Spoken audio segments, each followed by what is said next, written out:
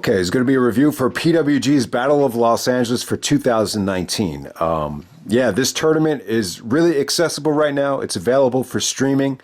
At the time when it came out, with 2018 and 19, I passed up on both of them. I just think a lot of it had to do with the cost.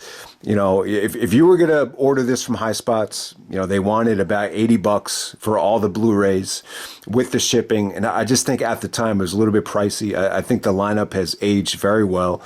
At the time, though, a lot of these guys were not household names. If you weren't watching AEW and you weren't keeping up with Ring of Honor and you know, Lucha Libre, the tournament does not look very sexy on paper, but I think it does look a little bit better now. The general perception with some of the Globe Theater shows was that they weren't hitting the quality that they were for Reseda. I don't know if I would necessarily agree with that. I think 3 nights is a little bit much, though. I think with this tournament right here, the show's very much dragged. I think a lot of it just had to do with they were giving you too many tag team attraction matches. I just think all the focus should have been on the actual tournament. But yeah, this isn't going to be a match by match review. I'm not going to go in depth because it's been a long time. But you know, I did want to check it out because you know this is my favorite. This is probably my favorite thing in wrestling right now. This Bola tournament. But at the time, I don't know, man. It was just a rough time, and there's actually no reviews for this show on YouTube, which is funny. So I figured we just you know, touch on it. Not going to be a match by match review, but let me run down the lineup. We got A-Kid. A-Kid, you saw him in NXT UK. Lucky Kid, I know nothing about Lucky Kid, but he was in the opening match with A-Kid. You got Brody King. Obviously, Brody King got the endorsement for Punk. You've seen him in AEW with the House of Black. Caveman Ugg. Really big man with a caveman beard. You got Dragon Lee. Dragon Lee had a great weekend. Dragon Lee took on Rey Horus in the first round. That was a rematch, or you saw that match at Final Battle 2021 in the opener right there, and you got to see it again here. Yeah, Darby taking on Black Taurus. So you got Darby going up against a monster there. You got Jonathan Gresham, who actually made it to the finals. You know, I wasn't quite sold on Gresham when this came out. I'm much more of a fan right now. What really sold me on Gresham was the Final Battle 2021 main event. I was blown away by Gresham there. But Gresham's been around for a while. I mean, my first experience with Gresham, it was probably the Osirian Portal in Chikara. So Gresham takes on Artemis Spencer. You also got Jeff Cobb. I believe Jeff Cobb won Bola the year before. At this time, he's the PWG champion. He took on Daisuke Sekimoto in the first round here. That was a hell of a matchup because they're both built the same way. Very thick thighs, very thick upper body, tons of deadlift Germans, tons of scoop slams. So that was a hell of a matchup right there. Lots of really good strikes between them. Awesome matchup. Sekimoto, you know, was a huge name about 10 years ago in Japan. You know, he probably still is. You know, he wrestled for DDT. He wrestled for Big Japan. Very well known internationally. Okay, so you had Joey Janela. Obviously, Joey Janela has his spring break. Everyone knows who Joey Janela is. He took on Mick Moretti, who is the unknown here, but he was pretty impressive. I wouldn't say I'm blown away by Mick Moretti, but you know, he was able to do. I mean, he was able to put his body on the line throughout this whole tournament. Jake Atlas and Jungle Boy was awesome. Awesome first round match. That almost blew me away. Jake Atlas was extremely over.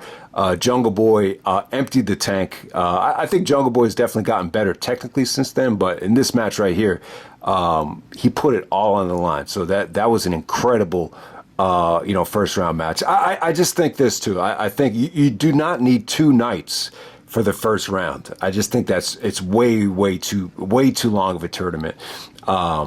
You know, I think you want to wrap you want to wrap the first round up on night 1. Bandido actually takes on Puma King. I didn't notice this at the time, but this was actually for the Iron Man Heavy Metal Weight Championship, and Bandido actually wins and he beats Puma King there. So obviously Bandido would go on to the finals, and he would win this tournament. Bandido would go on to become the PWG champion at the very next show, the makings of a varsity athlete. So yeah, Bandido was crazy over here. In a lot of ways, this was probably his coming out party. I don't even know if I had heard of Bandido until you get to the pandemic. I really don't have a lot of recollection on Bandido at this time. All right, next up we have Penta El Zero Meta taking on Tony Deppin. So it's funny, like my introduction to Tony Deppin was actually in Ring of Honor at the Pure title tournament where there were no fans. But yeah, he was actually on this show and had a really good showing against Penta. David Starr took on Orange Cassidy in the first round. Cassidy worked really well in the PWG environment. Obviously, they do a lot of comedy. He had an amazing spot in the tag match on night 3 where he had both hands in his pocket and he just really didn't die, but he just kind of fell off the balcony. So that was probably the highlight of the weekend. But, they did a lot of comedy here with the glasses and, David Starr being very disrespectful. But this David Starr dude, he goes all the way to the finals. He's the dude with the mustache on the cover. I'll post it in the background here so you could see it. I don't know why he got this kind of push. I think he's a good wrestler. I thought he was good. He has a good moveset. Was I blown away by him? No.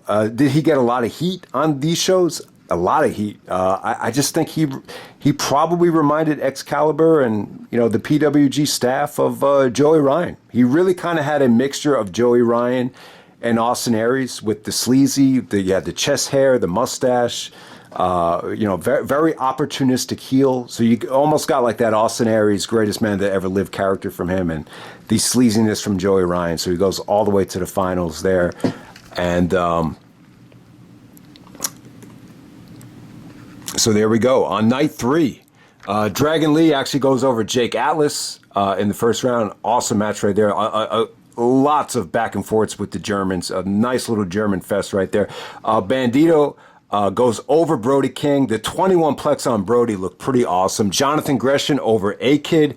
I thought that match was great. I thought A-Kid, showed what he can do here. Gresham, with the ending, he just takes A-Kid's knee and just continuously just pounds it into the mat. Awesome ending right there. Joey Janela gets a surprise victory over Rey Fenix, which was really, really good stuff right there. But you would expect Fenix to go over in that spot, but obviously Joey Janela, plays with the mask and get his super kick out of nowhere. So that's kind of how it ended right there. Darby gets the surprise with the Last Supper over Penta. Those two guys would become a fixture in AEW over the years. So this is a very AEW-driven Bola. David Starr gets the heel victory over Jeff Cobb. Aubrey is actually the referee here. So once again, you have another AEW-inspired referee. David Starr is arguing with Aubrey the whole match. He's able to clock Jeff Cobb with his PWG title. So David Starr advances. Gresham goes over Janela with the octopus in under 10 minutes. Bandido and Dragon Lee have, what some would call a 5-star match. Meltzer gave it the full 5. Only 12 minutes here. But, man, I'll tell you, once they got back into the ring, it was pure magic. There was a lot of high spots in the beginning where they were selling injuries in the crowd. But I thought once they got back into the ring, you heard Lucha Libre chants. You heard lots of God, I think he even had some "Please Don't Die" chants here. So it was really sweet stuff between Bandido and Dragon Lee. This was really once again, I think Dragon Lee really made a name for himself here. I believe he was actually a replacement here. No, that was actually Aramis. But Meltzer gave it the full 5. Wouldn't quite agree with that, but this was by far the best match of the tournament. No doubt about it. I think a close second would be the Jungle Boy match. David Starr takes on Darby. So with this particular match right here, David Starr makes quick work of Darby, believe it or not. Just a very heel-driven performance. In under 6 minutes, he puts away Darby. That had to be a little bit of a deflator right there if you are a Darby Allin fan. And then we get to the main event. We got Bandido taking on David Starr and Jonathan Gresham. This is a 3-way dance, 3-way elimination match. to crown the Bola champion. I thought David Starr was really, really good here. You could see why he was in the finals here. He is a solid wrestler.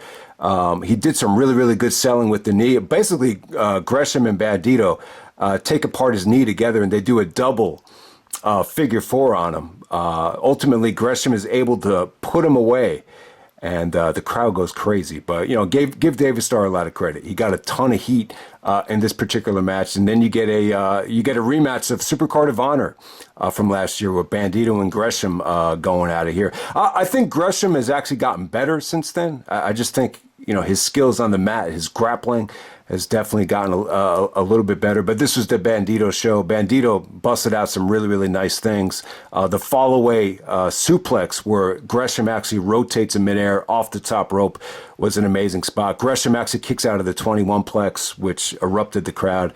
But ultimately, Bandido puts Gresham away with the second 21-plex to win the Battle of Los Angeles and go on to become the PWG champion. So, yeah, this was like the last Bola for almost 3 years. I think they did the makings of the Varsity Athlete where Bandido beat Jeff Cobb, but then the pandemic hit and you did not get a PWG show for well over a year, maybe even a year and a half. So this was it. This is Battle of Los Angeles 2019. Definitely. I mean, this finals, pretty good for a three-way. I'm not a huge fan of the three-way. I just think the tournament was a bit long. I didn't talk about the tag matches, but I think what the tag matches did is it just took away from the tournament. I think there was too many of them. I think they all tried to go into overkill mode. They were all good, but the problem is the whole tournament just dragged a little bit at certain points, and it just felt like a bit much. But everything was good. Everybody here delivered. If you watch the highlights on YouTube, I think the highlights make the show seem even better than what they were. But this was still a good finals for a three-way. This was better than a lot of the three-ways that they have done in the past. Would I say it's one of the best Bola finals? I would say it was probably better than half of them. It was better than a lot of the ones from like 2005 to 2010. It was definitely better than most of the early days of the PWG finals. But I don't know. I prefer it to be one-on-one. I think the last two finals with Speedball Mike Bailey, I would actually put over this. But this was good stuff. Obviously they gave you a little bit of variety with David Starr in the finals right here. But yeah, I haven't heard of David Starr since then. I don't know what happened to him, but he was in the finals here. I definitely think Gresham has gotten a lot better since then. And Bandido, this ended up being his crowning achievement. I thought the aftermath was great with all of his friends coming out and presenting him the trophy. So it was a good night for him. But yeah, man, that's Battle Los Angeles 2019. I wanted to keep this short, so let's end it right now. So yeah, if you have seen this show, let me know what you thought of it. So it's finally available. It's on High Spots. You don't have to blow almost $100 on the DVDs and the shipping. So yeah, if you were at these shows and if you have seen them, let me know what you thought of them. I'll have the star ratings in the description, and I'm out. All right.